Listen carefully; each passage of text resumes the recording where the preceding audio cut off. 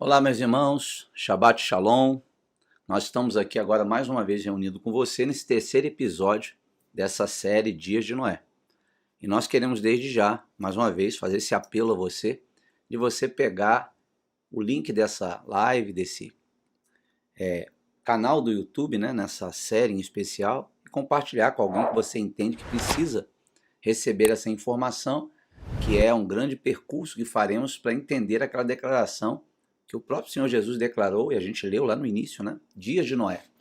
Então, por que ele falou que seria como nos dias de Noé? Nós estamos começando a fazer esse exame para perceber algo muito profundo que ele quer que nós entendamos, que está prestes a ocorrer novamente. Por isso nós colocamos imagem de tempestade. E por mais que pareça ser um exagero ou até uma brincadeira, audiovisual, quero dizer para você que é uma realidade que está chegando. Uma tempestade onde, nessa tempestade, o único caminho de salvação e de segurança é de fato o Senhor Jesus Cristo, que é a sombra da Arca de Noé, ele tornou-se a realidade. E nós precisamos entender isso de forma muito clara. Se isso de fato não acontecer, eu temo que nós venhamos a sofrer bastante, como sofreu aqueles homens e mulheres dos dias de Noé, que não ouviu o clamor de justiça que Noé fez naquela época. Então deixa eu dizer uma coisa para você antes de qualquer situação. Deixa a sua Bíblia aberta, porque a gente está hoje aqui no dia 10 de novembro, junto com você mais uma vez nesse terceiro episódio, cito, eu queria que você abrisse lá na Epístola de Judas, capítulo 1. Lembra que na aula anterior, nós terminamos rapidamente falando de Ratanabá.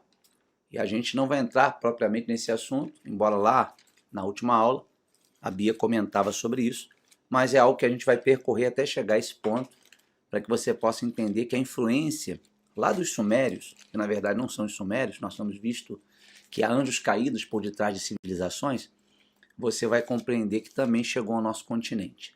Mas, quando chegarmos lá, nós vamos ter uma apurada observação para ver como que tudo está culminando e contribuindo para que a vontade de Deus se estabeleça.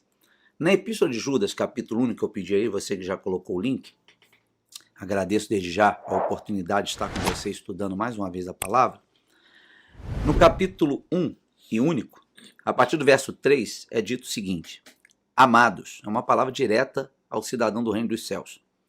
Quando eu empregava toda a diligência em escrever-vos acerca da nossa comum salvação, foi que me senti obrigado a corresponder-me convosco, exortando-vos a batalhardes diligentemente pela fé que uma vez por toda foi entregue aos santos.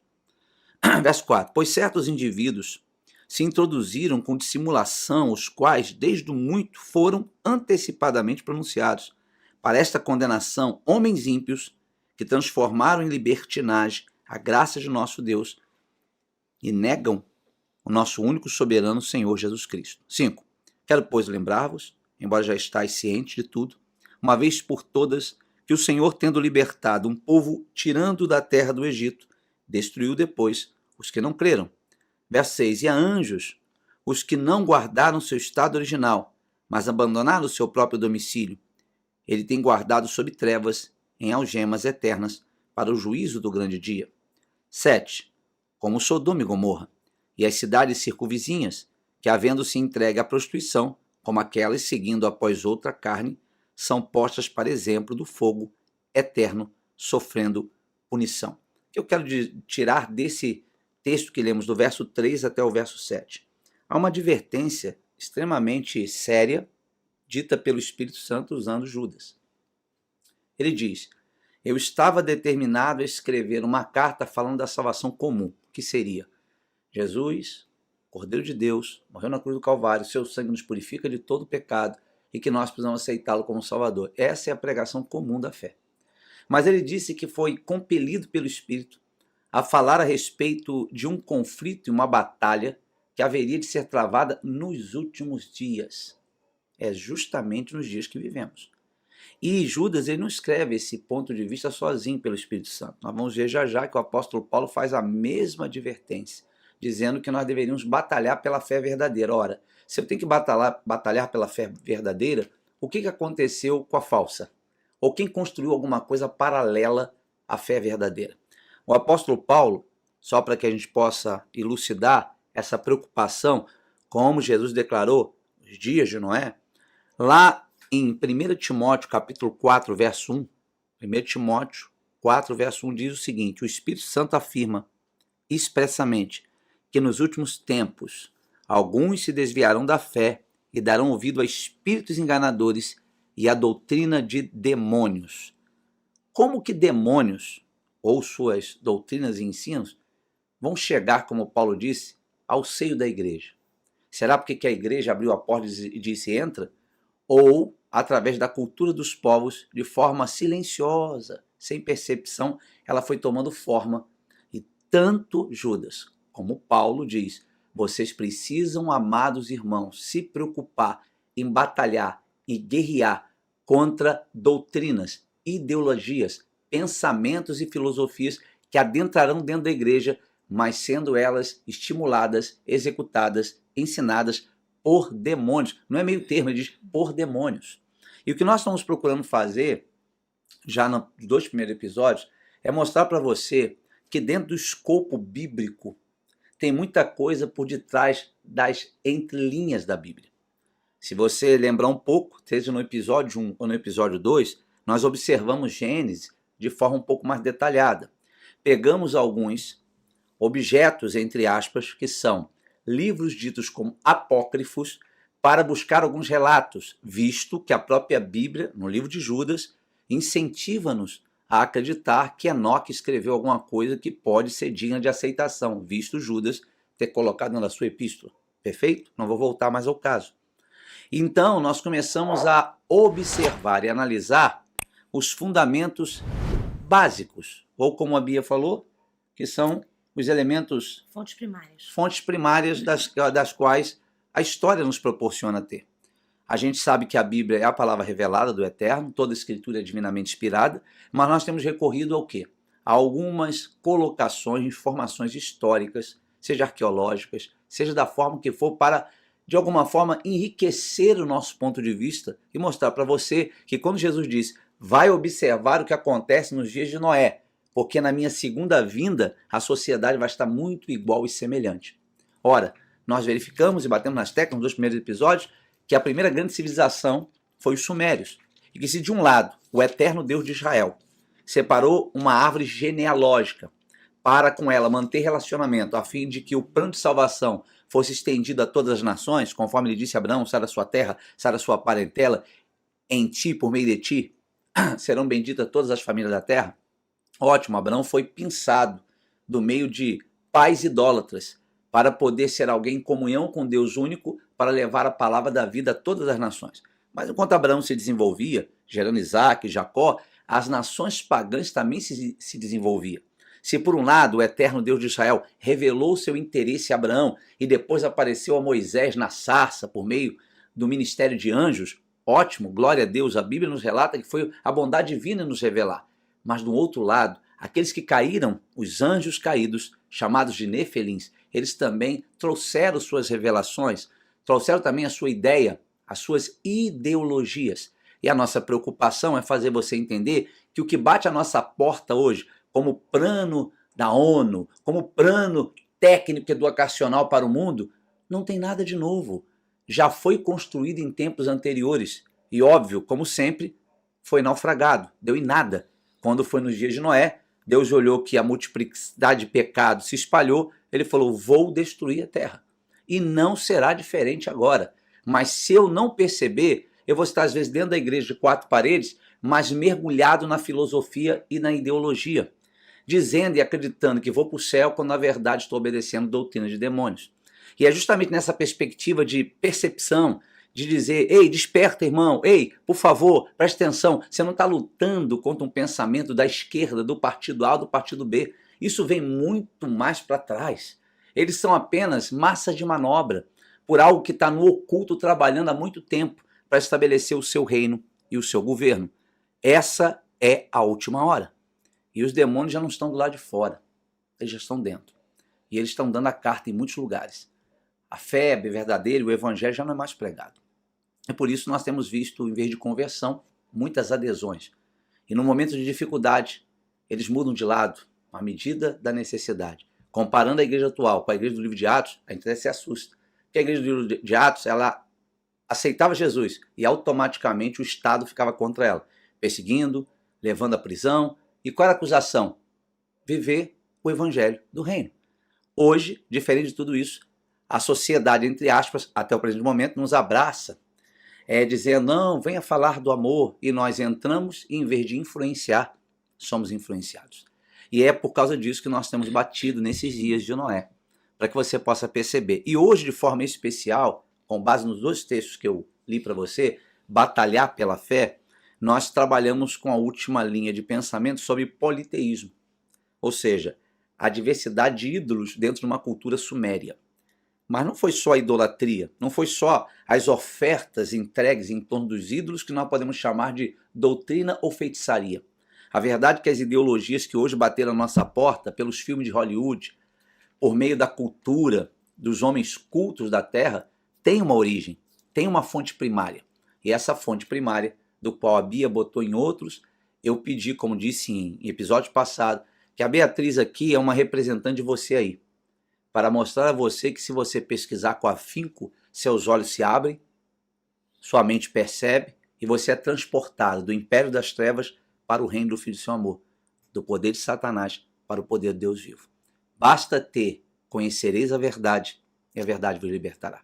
E nesse episódio, nós vamos trazer alguma coisa que hoje está em nossa sociedade com muita volúpia, aliás, muito intensamente bate a nossa porta de dia e de noite e de dia, quer seja pela mídia, pelos vídeos, por meio das informações, por meio de conversas no meio social, é uma coisa que nós podemos simplesmente falar assim, feminismo. Mas eu quero mostrar a você que há algo muito maior por detrás de todo esse processo. E há uma briga entre o Elohim, Deus Criador do Universo, o qual o seu Filho Jesus Cristo é o Rei dos Reis, Senhor dos Senhores, e Satanás e seus anjos. Esses anjos que, segundo os livros apócrifos, trabalharam intensamente ensinando os homens e mulheres daquela época a magia, feitiçaria, certo? Geografia, matemática e tantas outras coisas. Por isso que não há resposta ao dia de hoje, Bia, com respeito às construções perfeitas das pirâmides, né? A sua simetria, a sua matemática posta ali de forma impressionante. A pergunta que ninguém responde, como poderiam pegar pedras enormes e colocar uma sobre a outra sem que haja nenhum tipo de falha, já que naquela época não existia um guindaste, mesmo que existisse, os guindastes de hoje não conseguem carregar aquelas pedras. E as pessoas ficam se perguntando. E a resposta que se diz esotérica é que seres de outros planetas vieram nas suas naves espaciais e, dotados de poderes espetaculares, começaram a fazer coisas mirabolantes e até surgiram as pirâmides, os zigurates e todos os outros objetos. Parece que é mais fácil pensar numa ideia mitológica de seres que vêm numa espaçonave, de uma civilização mais avançada, do que pensar no lógico que a Bíblia ensina. Satanás caiu com uma terça parte. E segundo os livros apócrifos, esses anjos chamados de nefelins caídos, eles tiveram relacionamento com a humanidade, não aquela que Deus separou para levar a palavra de vida e salvação, que são os descendentes de Abraão. Mas eles comunicaram-se com sumérios, com egípcios, com gregos, com romanos, e eles nada mais são do que anjos que caíram. Levaram um nome diferente a partir de 1940 e 50, quando foi criado a linha de fantasia chamada Hollywood. Os filmes se multiplicaram, tentando chamar aquilo que a Bíblia chama de caídos de alien. E não está muito longe de se revelar à humanidade que eles estão em nosso meio. Cuidado! Não, de fato eles são extraterrestres, de fato, sem dúvida, porque eles estão no plano espiritual. Embora muitas das vezes, segundo a Bíblia, de forma teofânica, ou teofania, eles se manifestam, eles conversam, eles dialogam. Acho que não é muito difícil você entender isso, porque em algumas religiões afro, as pessoas vão até uma determinada pessoa que incorpora um determinado espírito, e esse dá informação, dá direção, ensina como amassar ervas e fazer determinados procedimentos mágicos e feiticeiros. Então não é difícil você entender que é possível que isso ocorra. Então nós precisamos entender o que a Bíblia nos informa e não o que o mundo nos coloca. E nós, por causa disso, estamos olhando esse episódio. E nesse episódio específico, nós terminamos mostrando a variedade de deuses, não foi? Que os sumérios construíram. E esses deuses não eram só um pedaço de pedra. Eles tinham uma história por detrás deles. Eles eram capazes, na visão daqueles sumérios, de ser o deus do sol, da lua, da chuva, da agricultura. Ou seja, eles acreditavam que esses senhores e deuses tinham poder de influência sobre o quê? As áreas do mundo, quer sejam ela a questão do céu, da terra, do sol, da lua, dos animais, dos vegetais, e eles então adoravam essas entidades, que eram muitas das vezes construídas na imagem daquilo que eles viam, porque de fato, em todas as epígrafes, em todas as revelações buscadas dentro das escavações, se percebe claramente, escrita nas paredes das pirâmides, em outros lugares dos zigurates, que de fato existiam seres maiores, existiam seres que, na visão deles escrita nas epígrafes, vieram do céu. Isso não se nega, está ali para comprovar. Mas a Bíblia chama eles de anjos caídos que trazem essa informação. Não mudou nada. Por isso Paulo, Judas advertiram: os últimos dias vamos ter que batalhar pela fé, porque o conflito de ideologia será crescente e constante, como vemos agora. E note, só para efeito de reflexão, quando a primeira igreja do Senhor Jesus Cristo, os apóstolos pregaram, eles lutavam contra as ideologias que estavam em Roma. Se você quiser um dia, não sei nem se tem ainda, mas existe um episódio, na verdade uma série, chamado Roma, da HBO, né, feita mais antiga, mas se você procurar você acha, onde mostra por dentro o Império Romano. E você vai ver que lá tinha prostituição, idolatria, feitiçaria e adoração a demônios. É o que sustentava o Império. Que nós, se estudássemos, veríamos que isso é uma linha que veio lá dos Sumérios para chegar. Em cada nação que passa, muda só de nome.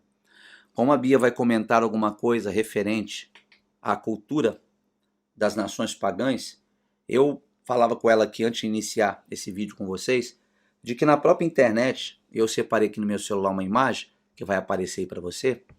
Essa imagem, ela mostra o que a Bia vai comentar já já, das ideologias e pensamentos que os sumérios construíram, que passou de geração em geração. Para que você tenha uma ideia, uma mulher amamentando uma criança, que é a imagem da Maria, uma criança, não foi a primeira Maria, a primeira imagem construída. Não, não, não. Você vai olhar na história e dizer, ó, Semíramis e Tamuz, a imagem é de uma mulher amamentando uma criança. No Egito, Ísis e Horus, a mesma imagem. Maria de Roma, amamentando Jesus. Essa imagem do qual a Beatriz já vai falar com mais detalhes. Namu e Elik, na Suméria. E aqui na Ásia, Shigmu. E na Índia, Davaki e Krishna. Então você vê que essas imagens descrevem que a mudança de povos, a mudança de cultura, muda-se o nome, mas a ideia e o princípio é o mesmo. Uma mulher como centro da adoração, uma mulher como centro de tudo. E eu preciso te falar alguma coisa no que hoje vemos com muita volúpia. Então, Bia, você ficou aí por algum tempo pensando, eu estou falando, colocando, para até mostrar a você como que nós estamos pesquisando isso. E eu pedi para que você fizesse essa pesquisa. O que você pode trazer para a gente nesse terceiro episódio? Será que então era só idolatria? O pessoal ia lá e ia, olha, só fazia isso e voltar para casa. Ou tinha uma cultura, ou tinha uma ideologia que sustentava aquela sociedade suméria, que posteriormente se estendeu, levando outros nomes. Sabemos a história bíblica, né? Depois vai vir um dilúvio, e aí novamente o Senhor vai colocar Noé e seus filhos fora da arca.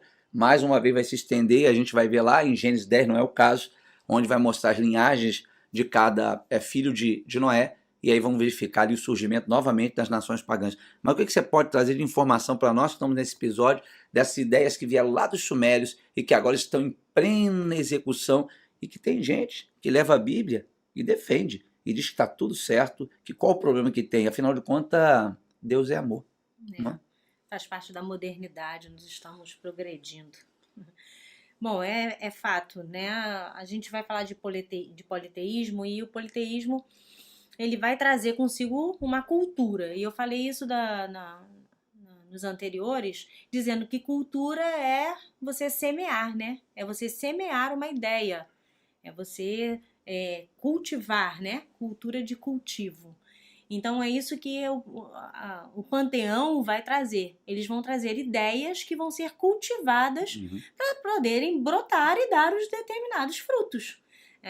Então cada demônio, cada ídolo, né, vai trazer ali a sua personalidade e a sua atividade. Ele vai ter um comportamento de acordo com aquilo que ele é. E aí eu vou tomar aqui por base o texto de Salmos 15. Um texto conhecido, Sim. Que vai falar sobre essa questão, se se o homem vai viver só para ficar batendo, né, tambor, ou se ele vai trazer na vida dele a cultura desse Deus que ele serve. Diz assim no Salmo 15, vou ler a partir do versículo 4. Os ídolos dele são prata e ouro, obras de mãos humanas. Têm boca, mas não são capazes de falar, olhos, mas não podem ver, têm ouvidos, mas não conseguem ouvir, nariz, mas não possuem olfato. 7. Suas mãos não apalpam, seus pés não caminham, som algum emite sua garganta. 8. Sejam como eles quem os fabrica, e todos que neles depositam a sua confiança. Sim.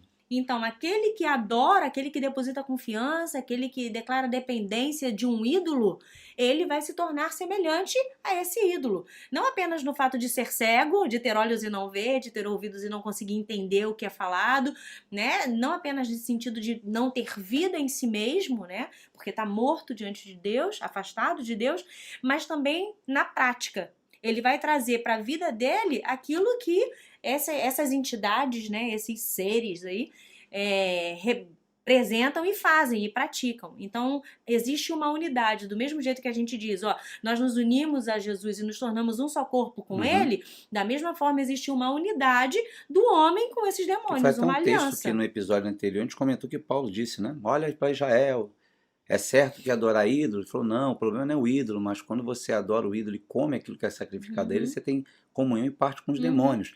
Só para ilustrar seu texto, pode continuar falando. Eu peguei aqui Salmo, você deixa a Bíblia aberta, você que está acompanhando a gente, Salmo 106, eu vou ler uma coisa para ilustrar o que ela está comentando.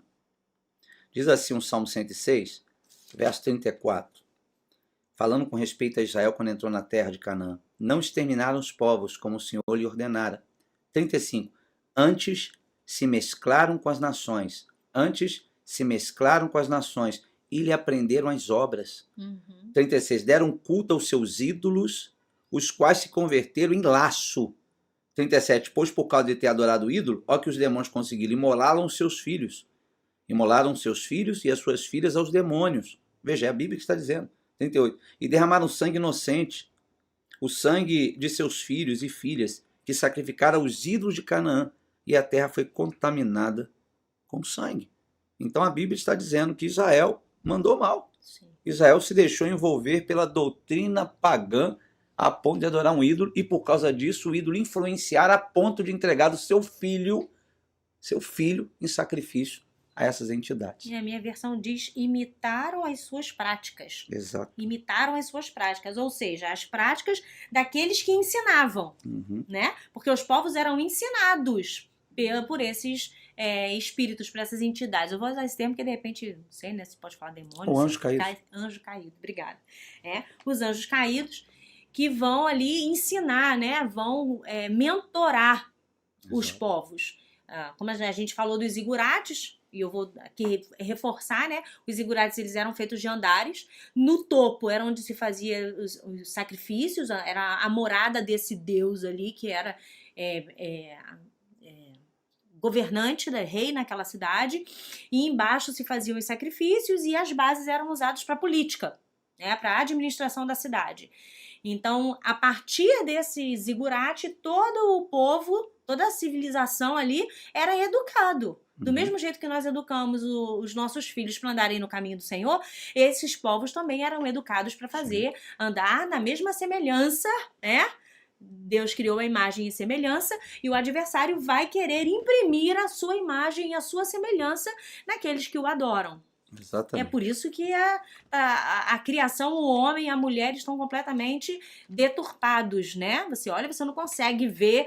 Tem coisas que você olha, meu Deus, que coisa mais absurda. Como é que estamos chegando nesse nível? Como alguém conseguiu fazer isso? Aí é sob a influência de ações demoníacas. Exatamente. Porque tá tão entranhado já essa cultura, esse gotejar, esse pensamento, essa filosofia, essa ideologia, que ele externa de um jeito que chega a ser bizarro. Você fala, gente, como é que pode uma pessoa andar na rua vestido de cachorro, achando que é cachorro? Você fala, que nível é esse que as pessoas estão chegando? Né? De andar com a língua para fora. É um absurdo. Né? Então, mas é por conta disso, por causa desse gotejar contínuo da cultura dos anjos caídos. E aí hoje a gente vai tratar sobre empoderamento. Né? Esse empoderamento, empoderar é dar poder a alguém. Né? Você dá poder para alguém. E se tem uma coisa que é oferecida ao homem para a queda, é isso, né? Poder. Ele falou para o Senhor Jesus, se prostrado me adorares, né, tudo eu te darei. E é bom salientar, né, Bia, que quando houve a queda no jardim, e aqui fica bem claro isso, que a gente não tem nenhuma contrariedade com respeito à mulher, estou aqui falando com uma, sou casado com uma, mas olhando com princípios de direitos legais adquiridos pelo nosso adversário, foi por meio de Eva que o nosso adversário conseguiu chegar a Adão. E as hostes caídas, que são os anjos caídos, sabem disso.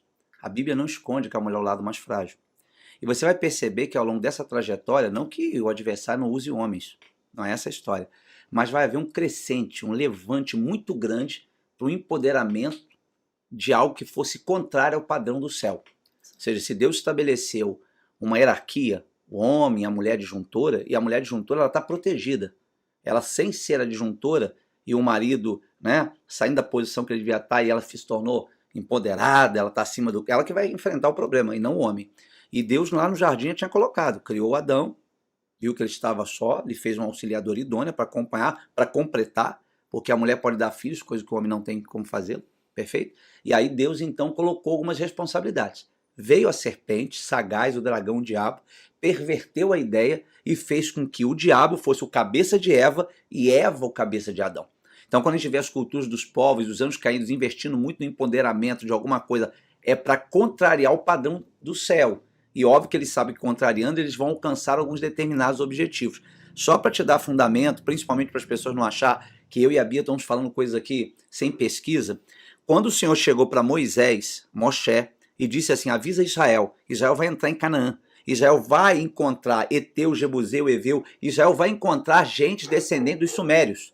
E olha o que vai comentar o capítulo 18, Deuteronômio, verso 9. Quando entrares na terra que o Senhor teu Deus te der, não aprenderás. Então você pode aprender. Pode ou não, você que sabe. Não aprenderás a fazer conforme as abominações daqueles povos. Abominações, plural, várias. Ele vai citar algumas. 10. Não se achará entre ti e faça passar pelo fogo seu filho ou sua filha. Isso aqui é doutrina. Passar pelo fogo filho e a filha. Ok? Muito comum nas festas juninas, né? Com mais raiz, vamos colocar assim. E aí, nem adivinhador, então era padrão das nações ensinadas pelos anjos caídos a usar de adivinhação, prognóstico ou prognosticador, nem agoreiro, nem feiticeiro, nem quem lança encanto. Lembra que nós lemos no livro de Enoque que os anjos caídos ensinaram as mulheres a fazer encanto com raízes? Nem necromante, nem mágico, nem quem consulta os mortos. 12. Pois todos aquele que faz tal coisa é abominação ao Senhor, e por essa abominação o Senhor teu Deus os lança de diante de ti. 13. Perfeito serás para com o Senhor teu Deus, porque estas nações que há de possuir, ouve os prognosticadores e os adivinhadores, porém a ti o Senhor teu Deus não permitiu tal coisa. Por que não permitiu? Porque são doutrinas, são empoderamento, são filosofias e culturas provenientes de anjos caídos. Por isso o Senhor faz essa advertência. Podia ler outros textos, mas eu acho que já é fundamental para mostrar o que nós estamos a enfrentar nos dias atuais. Para Deus, doutrina de demônios. Para Deus, orientações e ideologias pagãs. Ele deu alguns exemplos dessas. Poderíamos citar tantas outras. Você vê que hoje as pessoas tentam torcer até a Bíblia, né? Agora parece que a inteligência artificial vai lançar uma nova Bíblia onde você retira os textos que condenem determinadas atitudes ideológicas dos caídos. Mas fala conosco dessa ação de empoderamento que os anjos caídos ensinaram aos sumérios na época. E é dentro desse aspecto que você comentou de Deuteronômio, de não aprender, o Senhor deixa claro, não tome as mulheres dos povos como suas esposas. Sim. Para casar com os vossos filhos, porque elas vão ensinar vocês a adorar os deuses antigos. Se a gente pegar Deuteronômio capítulo 21, ele vai falar sobre isso.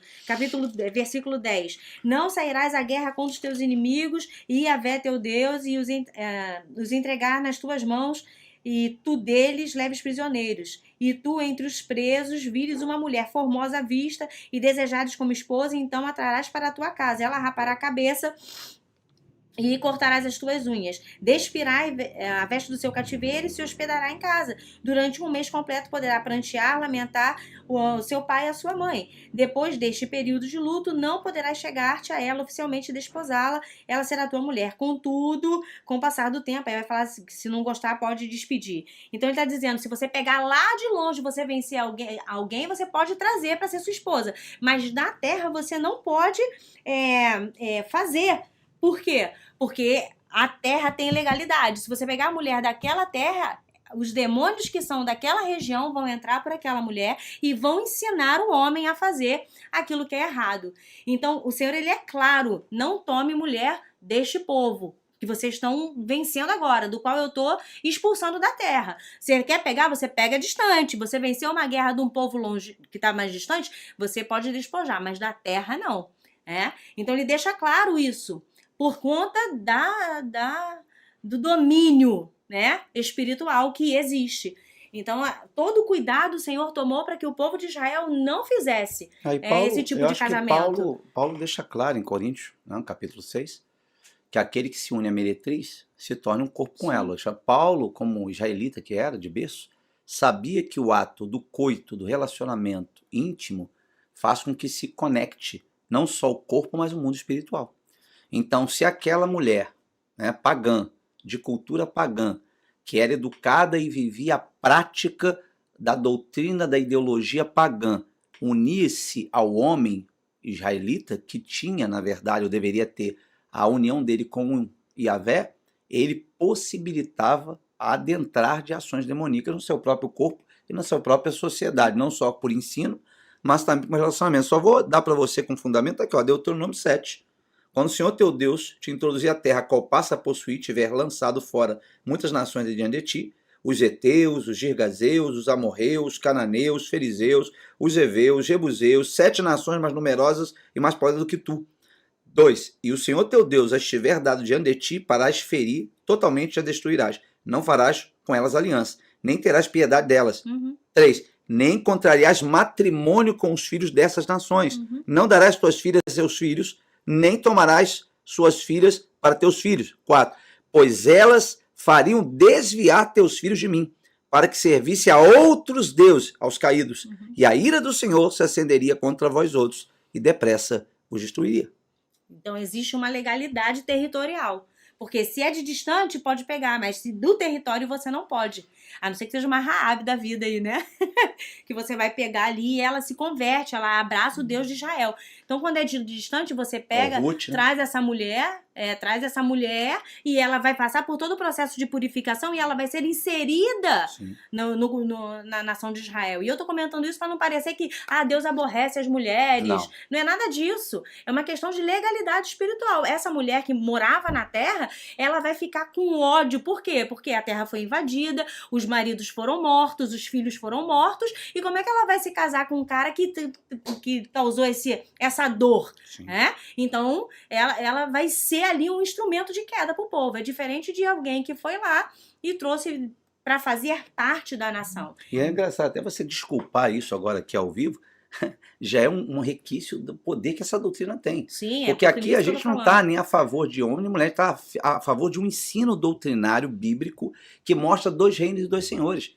Que há uma ideologia provinda do céu, onde traz, na minha opinião, liberdade, paz e tranquilidade, e outra que quer se confrontar. E a gente então obriga você a ter que explicar o seguinte, olha, o nosso Deus não tem nada contra mulher e homem. Pelo contrário, a exemplo nós temos Raabe, que ela citou, que era uma mulher ímpia, não era da genealogia de Israel, mas quando se mostrou uma mulher de fé, foi inserida pela fé. Temos a história de Ruth, moabita, que evidentemente veio a morte de Elimeleque, de Marlo e Quilion, ela ficou Noemi só, Noemi voltou para sua terra e Ruth falou, eu vou voltar com você, e foi Ruth, através dela, que Deus recuperou a autonomia de Noemi. Então, a Bíblia chama ao arrependimento todos os povos, a exemplo do próprio Senhor Jesus Cristo.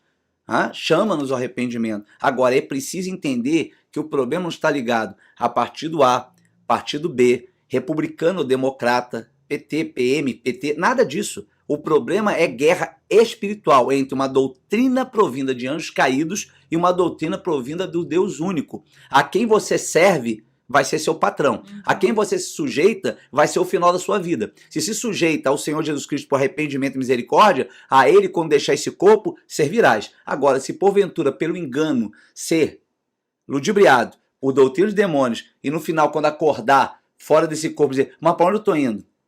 Não vai deixar você que está vendo esse vídeo dizer assim, não, me avisaram, eu que não quis me atentar. Então, quando falamos de um empoderamento, é uma estrutura construída pelo adversário para contrariar a vontade celestial de Elohim, do Deus Criador, Yahvé, ou Yahvé Tsebaot, o nome que você queira, que aparece mostrando suas características. Então, quando nós vamos abordar esse ponto, que a Beatriz quer trazer, do surgimento dos deuses politeístas que criaram doutrina, esse empoderamento não veio à toa. É para confrontar, para bater de frente e dizer para o Eterno, eu não vou fazer do seu jeito, eu vou fazer do meu jeito. Isso já é por si só rebeldia, como uma terça parte foi expulso por causa dessa rebeldia. Os anjos caídos são indignados contra Yahvé. Yahvé está tranquilo sentar no trono. Então a gente vai pegar, dentro dessa cultura da Suméria, um mito que é o da Gênese, né? E se a gente for olhar na nossa Gênesis, né, a real, verdadeira, a gente tem Deus Criador, Deus o Criador, né? Homem, criando todas as coisas a partir da sua palavra. Ele cria todas as coisas a partir da sua palavra. E ele molda o homem com as suas próprias mãos ali, né? Sim. Colocando no homem a sua digital, a sua imagem e semelhança. Sopra ali, né, o fôlego de vida. E, posteriormente, ele traz à luz Eva. Então, tá clara a hierarquia, tá bem distinguida, né? Tá definida. Ali, definida. Tá bem o Senhor, acima, Criador de todas as coisas, Adão e Eva. E a partir dali, os seus filhos. Bom, no mito já não é assim, né? Então a gente vai ter aí, como eu mostrei aparecendo na imagem agora. Quando eu mostrei no episódio passado, eu mostrei uma tabelinha de deuses, né, primordiais, deuses primários, deuses grandes e seres e tal. E agora eu vou destacar apenas esses, né, os deuses primordiais e os deuses primários, porque são os que me interessam aqui para dar base para aquilo que a gente vai falar. Então a gente tem como deus primordial Namu, né, que é o mar primordial. O que significa? Lá no início da criação, segundo as tábuas sumérias, Namu era o mar, a água, né? Era a água ali que estava sobre a terra e a água trouxe a existência Anki, que é a junção de dois deuses, An e Ki, tá? Céu e terra. Eles estão unidos no primeiro momento. Então isso é uma narrativa casados. Paralela à criação. Sim. É uma narrativa construída pelos anjos caídos de como de fato ocorreu a criação. Isso. Okay. Teria ocorrido, né? Sim. Como de fato teria ocorrido ali a criação para educar esse povo que mora na Suméria. Sim. Então é aquilo. Você vai adorar de acordo com a educação que você recebe. Sim. Né? Então eles vão contar dessa forma. Namu, que é o mar primordial, vai fazer aparecer o céu e a terra. Anki, são dois deuses, não é um deus só, são dois deuses, An e Ki. Tá? Eles estão casados e são os céus e a terra. Eles têm um filho que se chama Enlil, e esse filho é o ar, que separa o céu da terra. Só aí já tem uma coisa errada, né? Um filho que separa os pais já não é uma coisa boa, mas vamos lá, né? A partir daí, dessa suposta criação do céu e da terra e da separação deles por meio de Enlil, vão começar a aparecer os deuses primários, que é Inanna, a deusa do amor e da guerra, Enki, que é o deus dos rios, e Ninhursag, que é a Mãe Terra. Então, qual é a história do mito? Tá? Eu poderia ler o mito aqui, mas ia ser muito chato, porque é um texto ruim.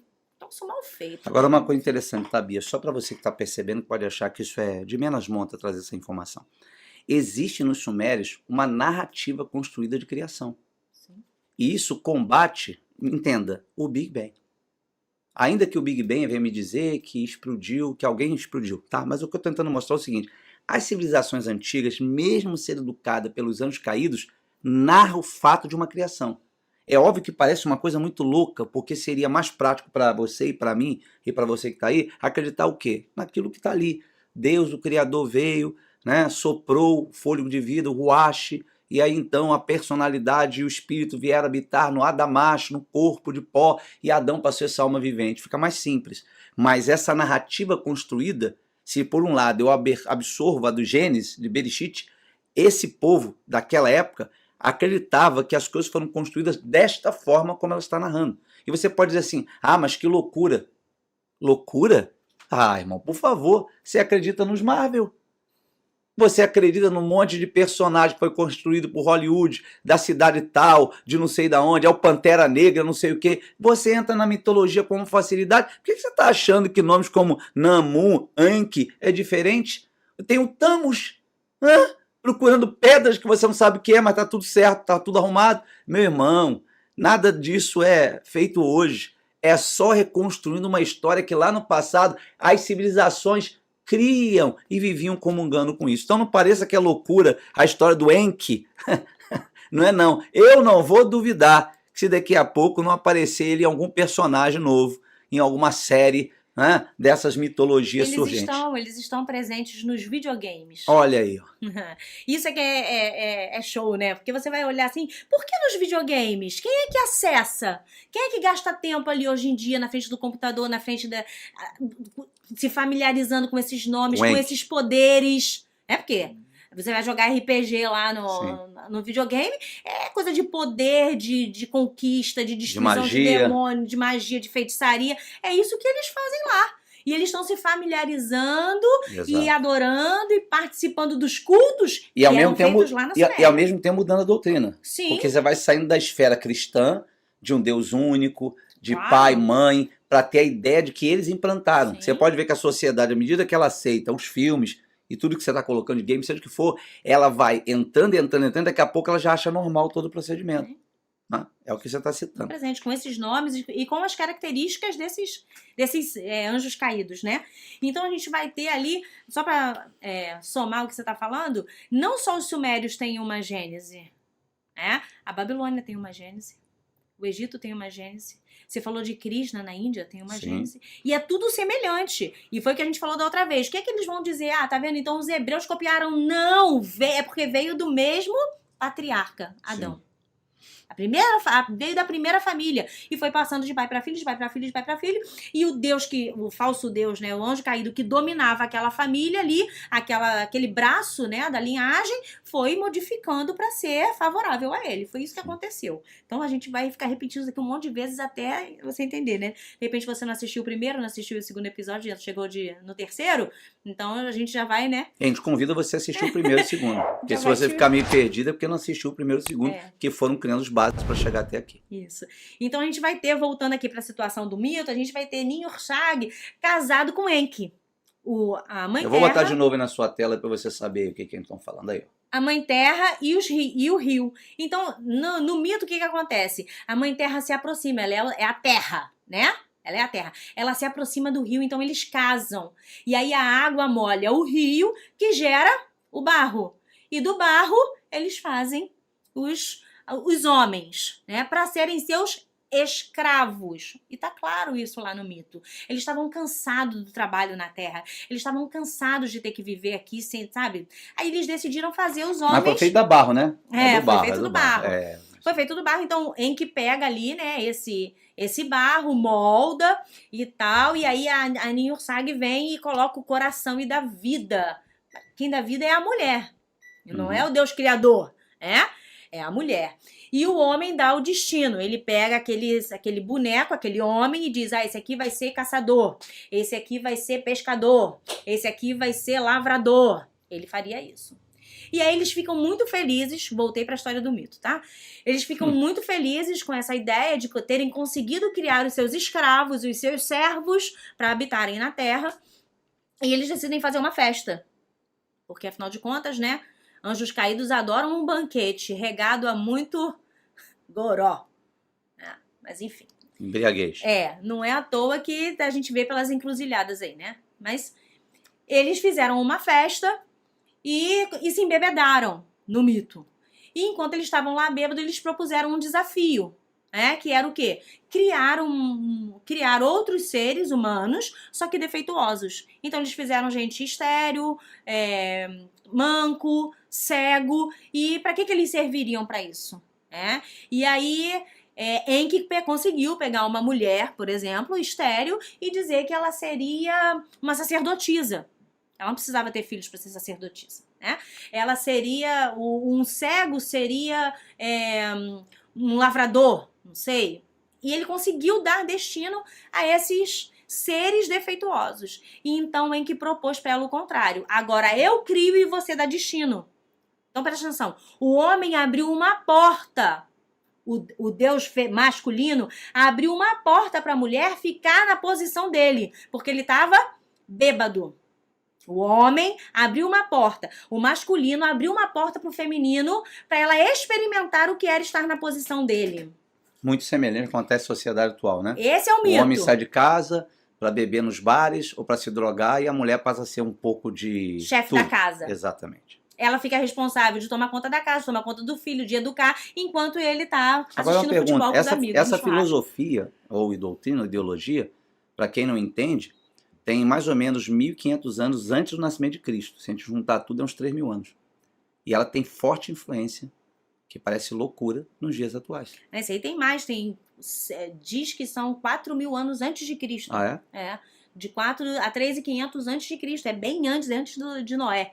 Então tem bastante tempo. Então uma história que parece sem sentido que você está contando é uma história que hoje se repete. Vem passando, porque foi passando de civilização em civilização, de império em império. Mudou o nome, mudou alguma coisa mais. A cabeça, o pensamento, a cultura é a mesma. Sim. Então você vai ter ali o homem abrindo essa porta para a mulher e ela aceita, claro, claro que eu quero ficar na sua posição, eu vou fazer melhor do que você, porque afinal de contas as mulheres adoram estar no controle e fazer melhor do que os homens. E aí o que acontece? O Enki faz um monstro, ele cria um monstro, ele pega o barro e cria um monstro.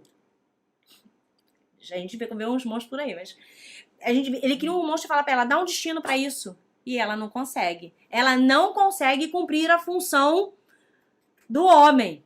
E ela fica irada por não conseguir, porque ela considera uma zombaria da cara dele, e ela entra em guerra com ele, e ela invoca, né, outros deuses para ajudá-la a fazer o quê? Mandá-lo para o mundo do inferior. Sim. E ela fica no lugar dele. Ela toma o lugar dele, né, na cidade, onde ele gerenciava, ela fica no lugar dele e envia ele para os lugares inferiores. Então a gente vai ter uma cultura, uma filosofia onde as mulheres tomaram o controle. Uhum. Os homens abriram a brecha. E eu quero que isso fique claro, porque não é sobre mulheres, é sobre todos. Não é a mulher que está no lugar errado porque ela é porque todos estão fora da sua posição. Então eu posso afirmar o seguinte: as civilizações que foram construídas à parte da nação de Israel, elas foram desenvolvendo um comportamento cultural e ideológico totalmente distante, diferente daquilo que Deus entregou no Sinai, no Horebe, à nação de Israel. Sim.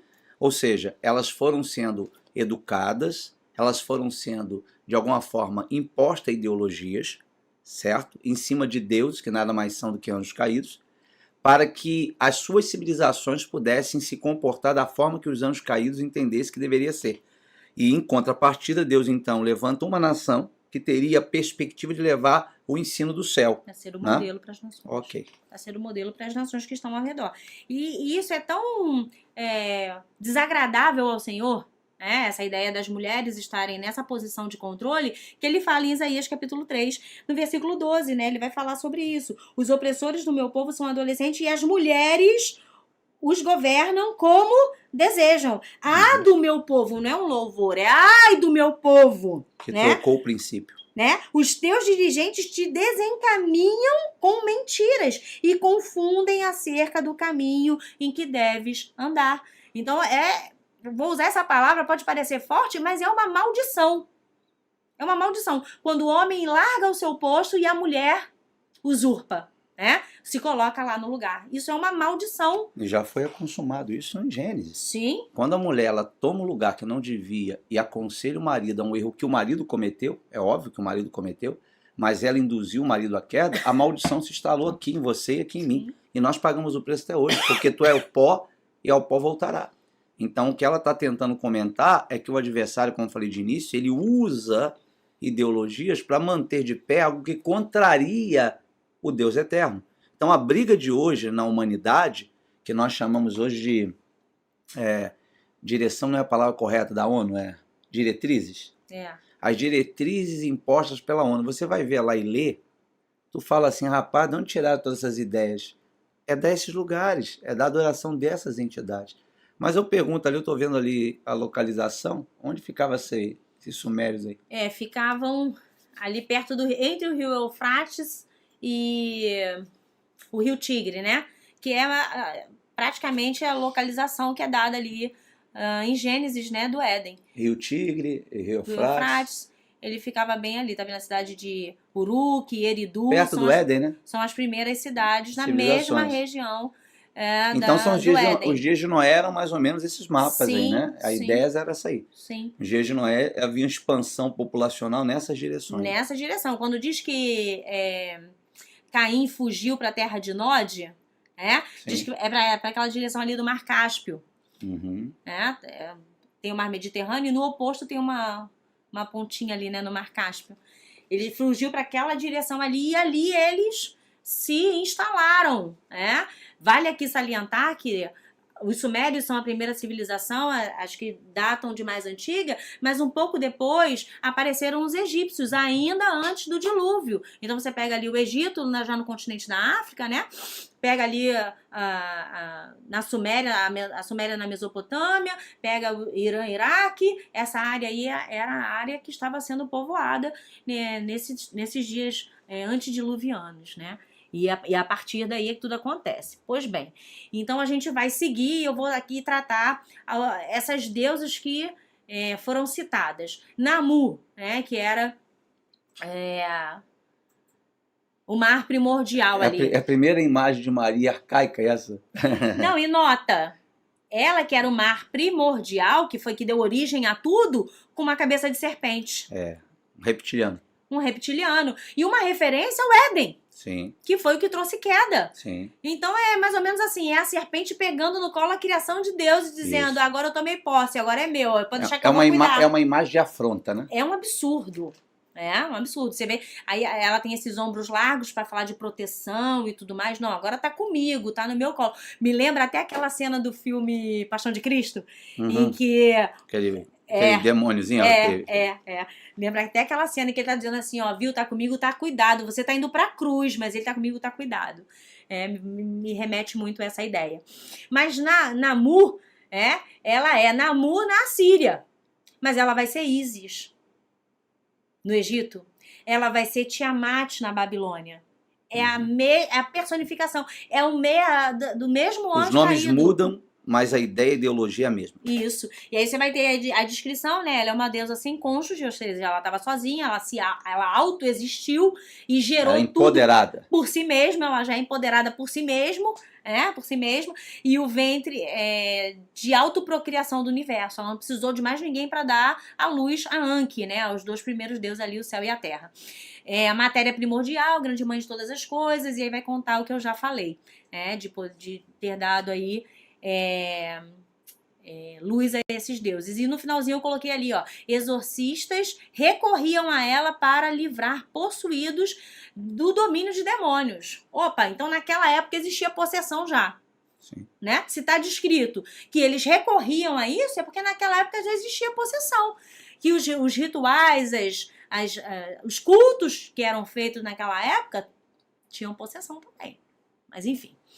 A gente vai falando disso aos poucos. Então o dia de Noé era regado dessas coisas, Era. Né? Não era só Noé construindo a arca. Não, era regado de mulheres no comando, de mulheres mandando, e de homens fracos. Sim. De homens frouxos, de homens vendidos, né? Então a gente vai ter aí Ninhursag, um nome chatinho.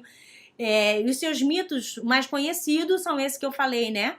Do Enki e Ninhursag, descrevendo as suas relações com Enki resultantes das façanhas sexuais.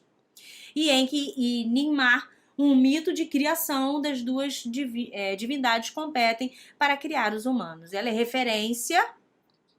referenciada ou faz breves aparições em outros também, mas notavelmente como mãe de Ninurta, na época Anzu. Então esses são os mitos que citam Ninhursag. E eu coloquei essa imagem aí do lado. Eu vi uma imagem aí do lado interessante, parece que é a imagem da saúde, é isso? Ou eu tô enganado? Eu coloquei essa imagem aí do lado, por quê? Porque Ninhursag, ela é conhecida como uma, como é que eu vou dizer? Engenheira de DNA. É a imagem do DNA que tá ali, à nossa direita. Esse DNA foi escrito, isso aí é retirado das tábuas da Suméria. Por quê? Ela era chamada para quando acontecia alguma coisa com alguém ou uma criança defeituosa. Esse anjo caído gostava de mexer na genética do DNA. Gostava de mexer na genética, no DNA. E ela era capaz de criar seres que eram híbridos. A gente comentou isso aqui da outra vez? E por meio da indústria farmacêutica, porque ali tem um símbolo. Faz parte. O que ela usava? As ervas, que são os princípios ativos dos medicamentos que a gente toma hoje. Sim. Se você fala, eu vou tomar, sei lá, uma dipirona, ele tem um princípio ativo. Sim, perfeito. Ele não é feito só de química, ele pega um princípio ativo de uma planta e ele vai ser modificado ali. Você concorda comigo que nas civilizações antigas, quando estudamos, nós vemos que não havia separação entre a feitiçaria e a farmácia, farmaqueia, que na verdade não é mais tudo feitiçaria. Muito misturado. Hoje separou. Você tem uma indústria que constrói o medicamento e nós chamamos de feitiçaria aquele que está lá fazendo voodoo.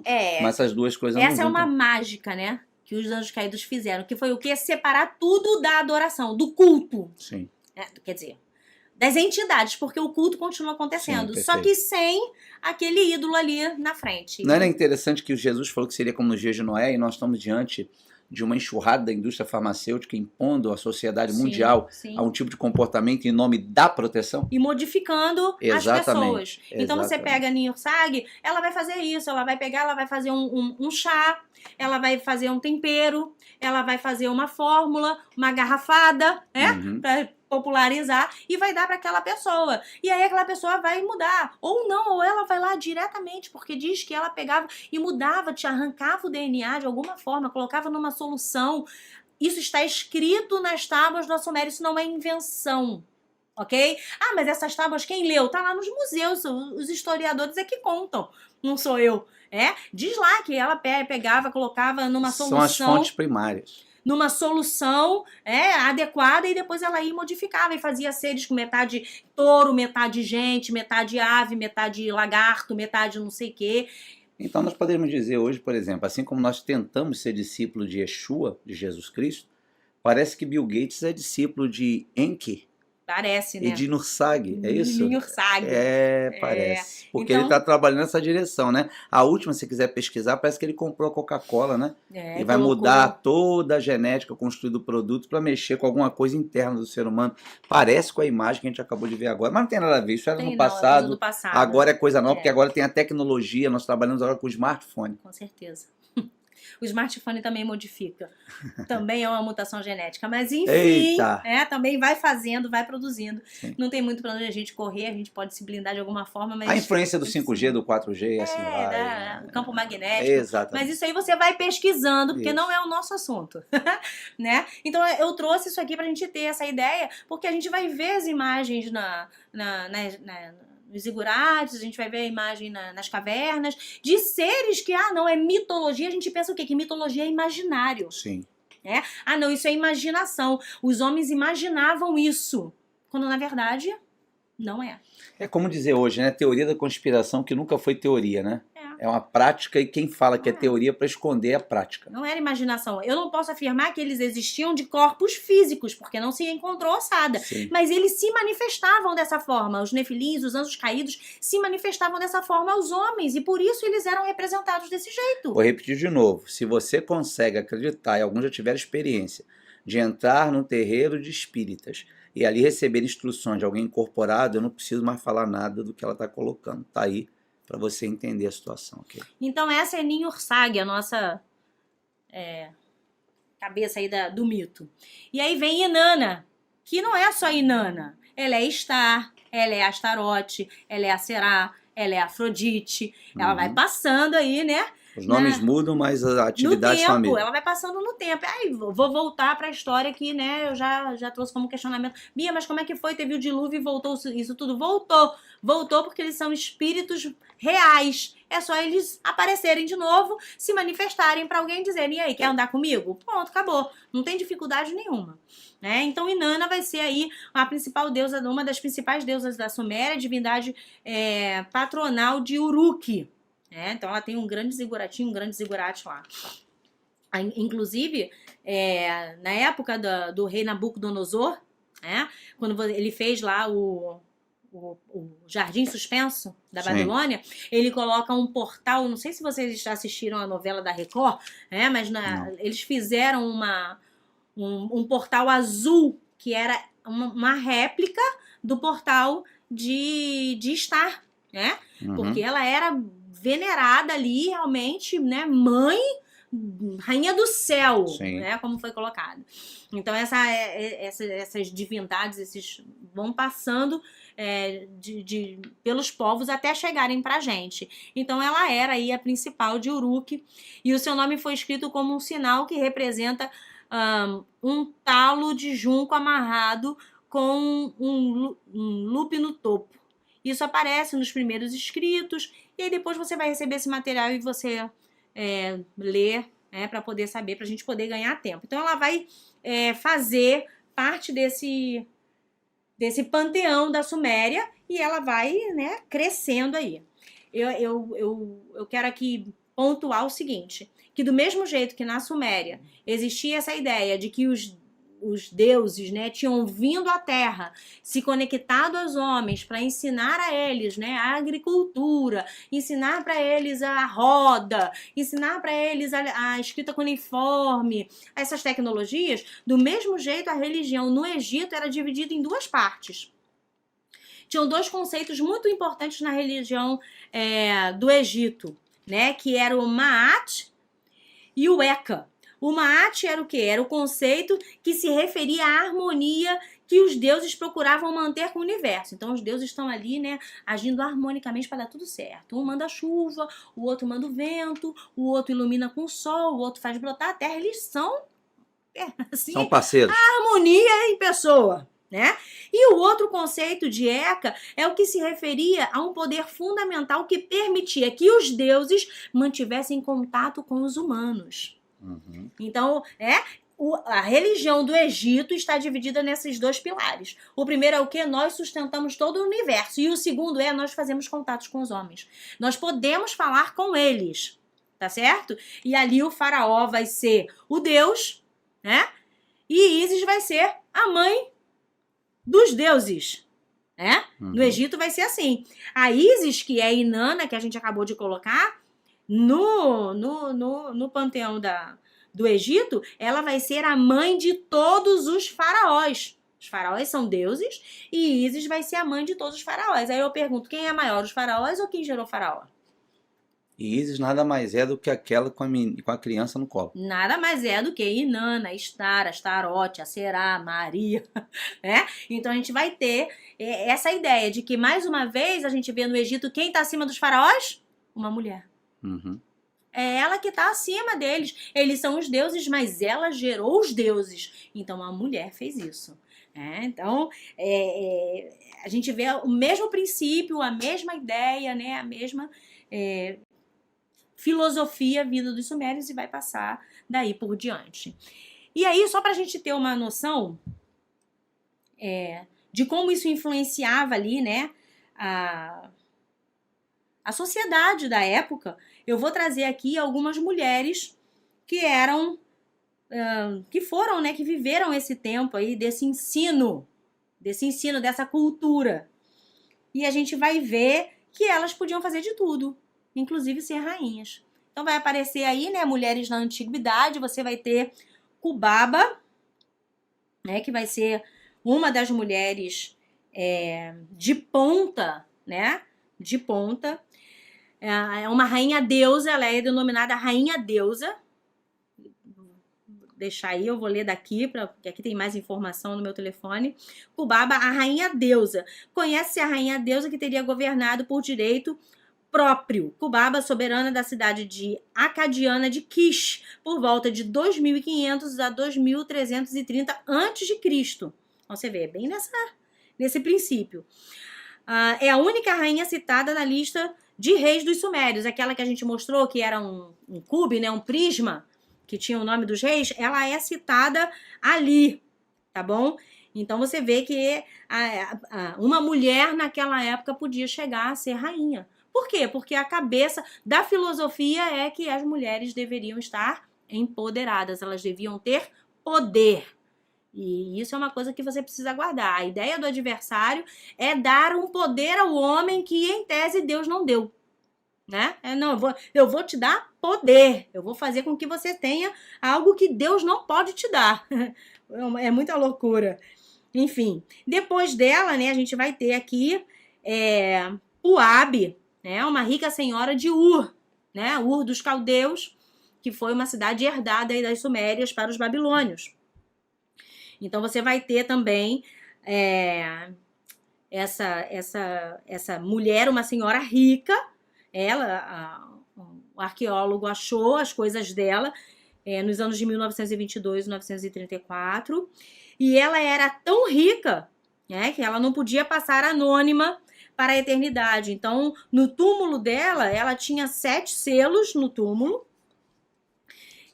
Os selos que colocava sobre ela era como se fosse um broche, sabe? Uma credencial.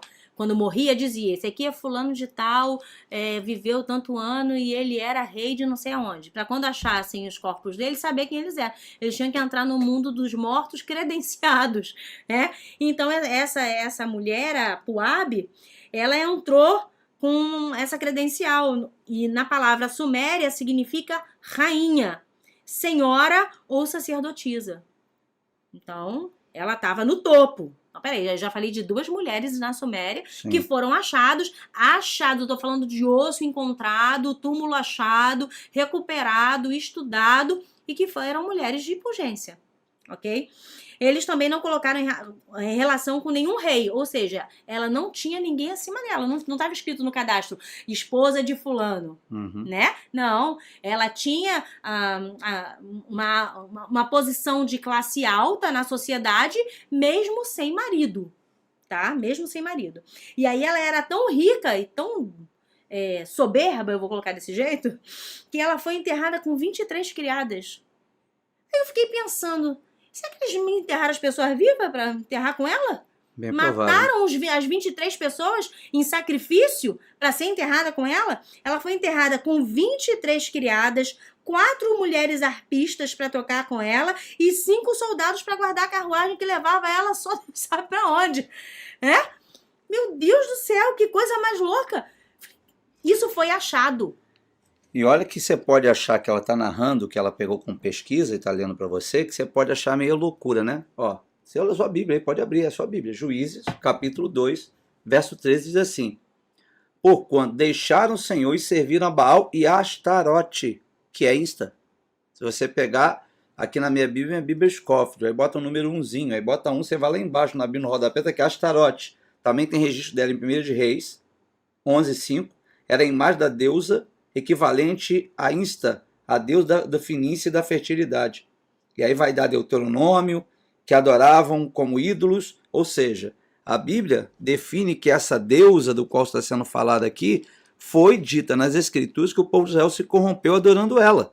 Ou seja, não é um mito, como alguém pode dizer, uma história fictícia, porque o próprio Deus diz aqui, tem outro texto aqui em Juízes, por exemplo, capítulo 10, que é o versículo 6, diz assim, ó: tornaram os filhos de Israel a fazer o que era mal perante o Senhor. Serviram aos Balaíns, a Astarote, Insta, e aos deuses da Síria, os de Sidom, de Moabe, dos filhos de Amon e dos filisteus. Deixaram o Senhor e não serviram. Então, por mais que a Bíblia dê toda essa ênfase, precisa se entender que Deus nas Escrituras combateu essas entidades porque entendia ser ensinos de anjos caídos. Então você vai ver, isso tudo foi achado. Foi achado, tá lá no museu, no Iraque, no Museu Nacional, tá lá as vestes, os adornos com os quais ela foi enterrada. Não é fantasia, né? Então você vai ter depois aí em Eduana, que vai ser outra mulher, que vai ser uma poeta, uma filósofa, e o detalhe da história dessa mulher Bota o slide, por favor, Heber. foi que ela ficou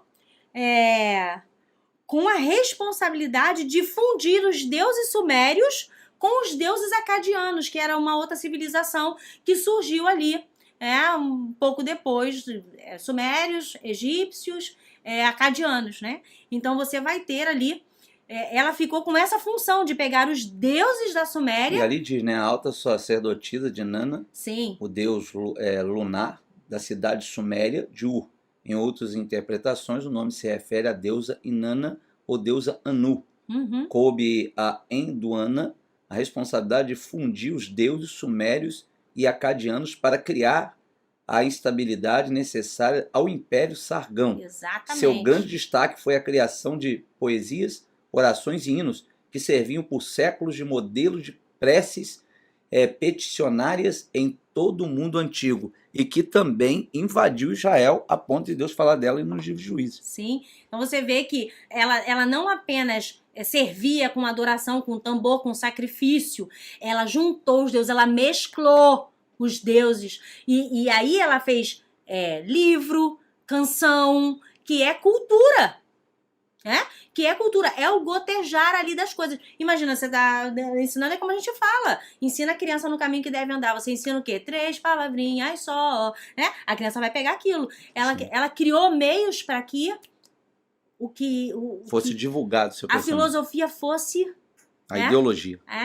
Fosse ali enraizando no coração das pessoas. Ela usou a educação do povo, ela foi educar o povo, criando material para isso. Então, teriam outras mulheres que eu poderia citar aqui, mas por causa do nosso tempo, a gente vai adiantar. Então, como é que isso chega até nós, né? Como é que isso tudo chega até nós? Chega de uma forma bem bela, né? Sagaz, eu vou usar assim, sagaz. Vai chegar como um super-herói, eu coloquei aí, né? Uma super-heroína que vai ser. E aí eu vou ler para você aqui a história dessa super-heroína nos primórdios, não a que a gente, né, ouve por aí e tal. Quem criou, quem idealizou essa mulher, ele tem um porquê, ele tem uma razão, né, de criar uma mulher para ser quem vai combater aí a ideia do sexo frágil, né? Não, você pode ser super poderosa. E tem gente na igreja que usa camisa, né, com W, fala, meu Deus do céu, né? Então, essa mulher, ela foi criada por William Marston, tá? Lá nos idos de 1941. Olha quanto tempo isso tem, perdura até hoje, né? Em meio à Segunda Guerra. O que acontece com ele? Ele foi criado sem pai. Ele foi criado numa família de mulheres. A mãe dele e as tias, mulheres poderosas que venceram sem a ajuda dos homens, que não precisavam, e ele criou isso, para homenagear a mãe e as tias, ele criou a Mulher Maravilha. E aí essa Mulher Maravilha virou o quê? Um ícone do feminismo. Sim. Um ícone desse empoderamento, não, eu posso fazer do meu jeito, eu não preciso de ninguém acima de mim, eu não preciso de proteção, eu não preciso de cuidado, eu posso fazer sozinha, eu posso fazer por mim mesma, né? E aí esse mesmo cara, ele teve um casamento duplo, e aí isso vai ficar para o próximo episódio, que o nosso assunto vai ser sobre as consequências dessa troca aí de funções, né? Agora, preste atenção. Se você olhar ao redor, pensa, quem são, como é que eu vou dizer, as referências na música? Quem são as referências no cinema? Quem são as referências na mídia? Elas se parecem, se vestem desse jeito? Estão com tudo à mostra? Elas são empoderadas? Elas mandam em tudo? Elas têm certeza, têm ciência de todas as coisas? é a mesma cabeça, é a mesma filosofia, é a mesma ideologia. Só que isso não tem a ver só com as mulheres, isso tem a ver com os homens também. Então, após a Mulher Maravilha tomar aí a grande purgência, né? E a coisa andar para a finalidade, você vai ter um super-homem gay, né? Você vai ter um super-homem homoafetivo. Então não é só sobre as mulheres, é sobre a postura dos homens diante de toda essa situação. O adversário, ele quer destruir o cabeça.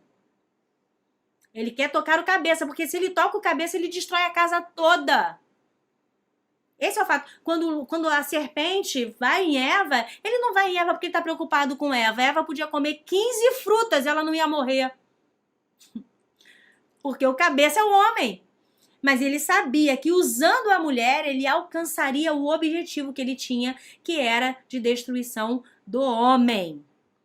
Então é isso que acontece desde a Suméria.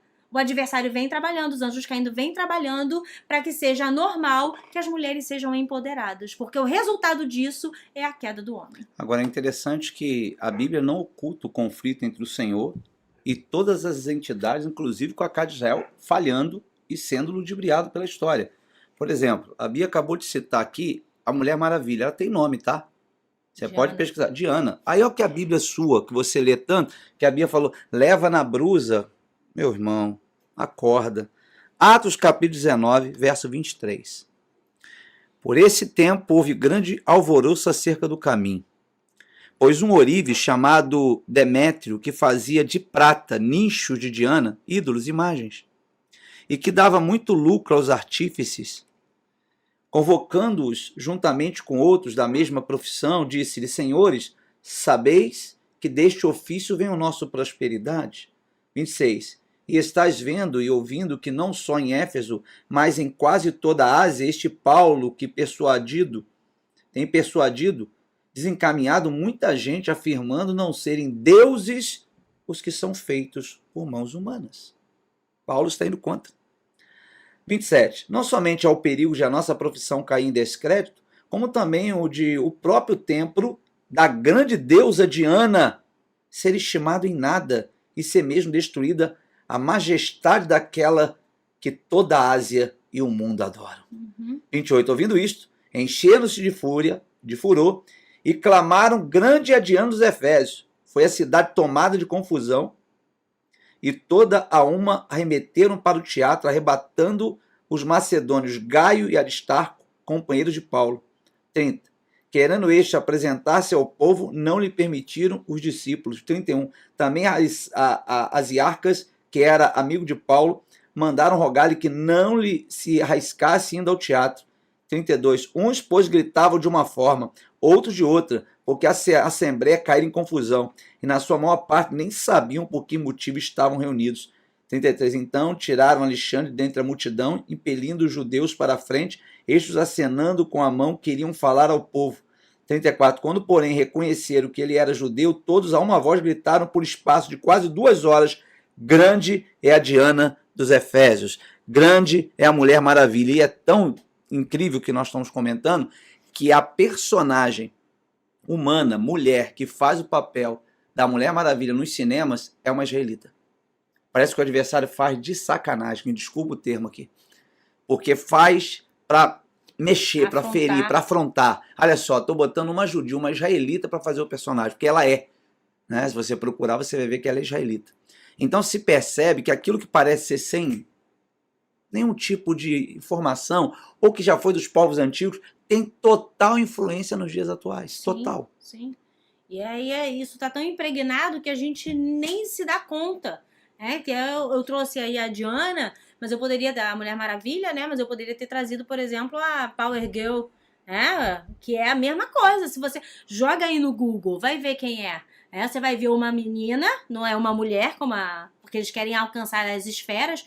Quanto mais cedo houver a iniciação nesse tipo de coisa, sim, maior o domínio. Não é à toa que as crianças estão perdendo a inocência cada vez mais cedo. Hoje crianças de 9, 7 anos estão falando de coisas que na minha época a gente nem sonhava. Por quê? Por causa que gerações como a nossa, eu tô com 53, a geração lá que eu tinha 20, Era Madonna, era uma Sim. mulher sobrelevada, Lady Gaga atual. Sim.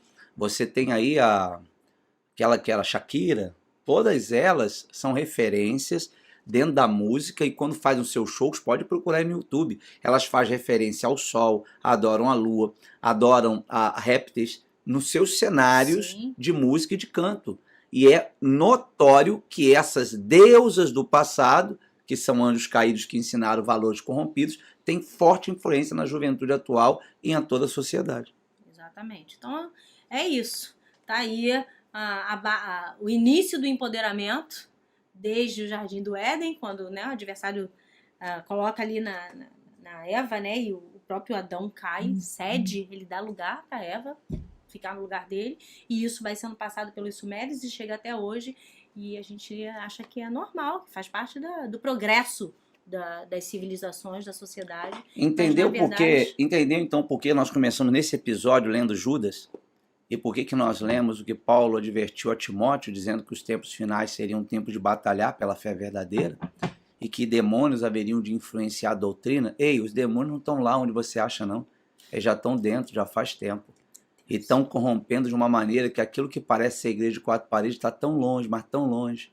Primeiro que a nossa origem, certo? Fontes primárias é Jesus. E Jesus, conhecido em hebraico como Yeshua, ele é descendente da tribo de Judá, ligado ao povo de Israel. Aquele que nós chamamos de pai da fé é Abraão, que vem de Sem, um semita. Nós temos Jacó, Isaac, ok? Nós temos Pedro e Tiago, todos eles de linhagem israelita. Agora, pasme, a Bíblia tem Israel como fundamento educacional e de valor moral e espiritual. Mas hoje, grande parte do mundo defende algo contrário a Israel. Você vê o nível de domínio que as hostes exercem. Só não vê quem está dominado por elas. Esse estudo, como no dia de Noé, tem como objetivo ampliar teu entendimento para mostrar para você que quando Jesus avisou em Mateus 24, ele foi certeiro e correto. Nós estamos nos últimos dias. Tudo que nós estamos vendo não veio agora. É uma avalanche determinada para tornar esses dias o clímax de tudo isso. O que ocorreu lá na Suméria, o que ocorreu lá em Sodoma, o que ocorreu lá em Ur, eles querem no mundo inteiro para apresentar o seu grande chefe, o que nós chamamos de anticristo, ou a besta, ou o chifre pequeno, não importa. O trabalho intenso deles, a agenda é com esse objetivo. E o nosso objetivo aqui, quem sabe, é despertar alguns de vocês de sair do império das trevas para o reino do Filho do seu amor, do poder de Satanás para o poder de Deus vivo. Aceitar Jesus com tudo. Porque tem alguém que diz assim, eu tenho Jesus no meu coração. Mas ele disse, aquele que tem meus mandamentos e o guarda é aquele que me ama. E aquele que me ama será amado de meu Pai. E eu e meu Pai viremos nele e faremos nele morada. Você guarda os mandamentos? Dentre esses mandamentos está muito claro, Deus é o cabeça de Cristo. Cristo é o cabeça do homem, o homem é o cabeça da mulher. Pode parecer uma coisa sem sentido, mas na verdade, o que nós vemos de ideologia é uma afronta ao Deus Criador. É uma afronta às Santas Escrituras. E é por isso que nós vemos hoje que a guerra, na verdade, é contra quem conserva os bons costumes, quem conserva os valores patriarcal, os valores de família. Entenda que nós estamos numa guerra. E nesta guerra, ou é vencer ou perder.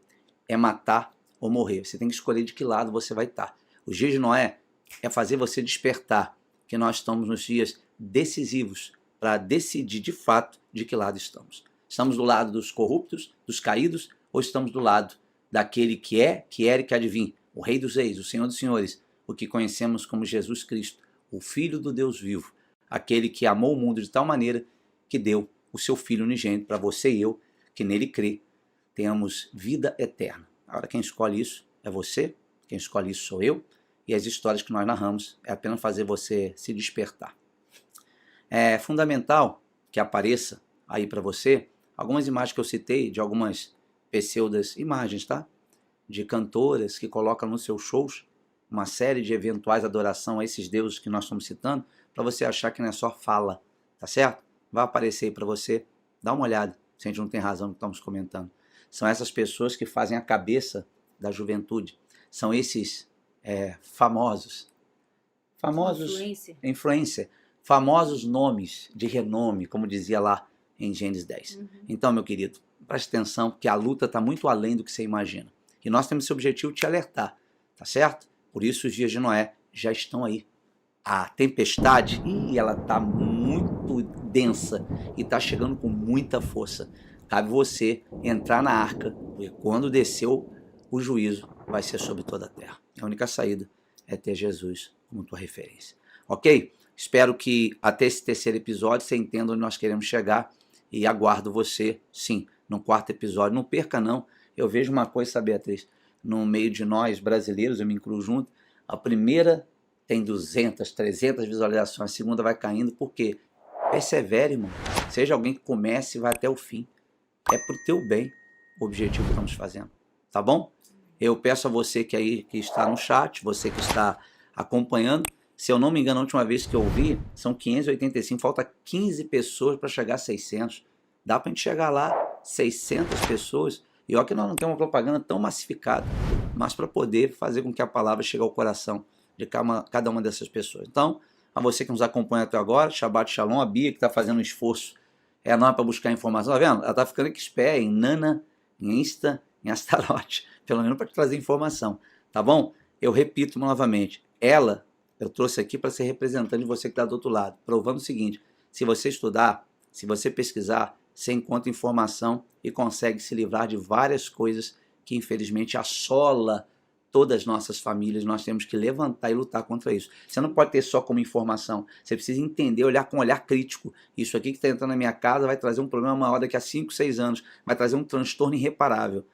Ok? Então presta bem atenção, nós estamos tentando mostrar, não estamos dando informação apenas. Você tem que se mexer e evitar que essas coisas tomem o rumo da sua casa e o domínio da tua casa. E eles estão achando que você está, ó, por isso eles estão enfiando goela abaixo. Tá certo? E Deus te abençoe. Até a próxima, se Deus nos permitir, tá bom? Shalom a todos vocês. Obrigado mais uma vez de permitir eu entrar na tua casa para falar com você, como nesse caso, tá bom? Não esquece o like, não esquece, compartilha o link. Esse é o Evangelismo Digital. Que Deus abençoe a todos. Shalom.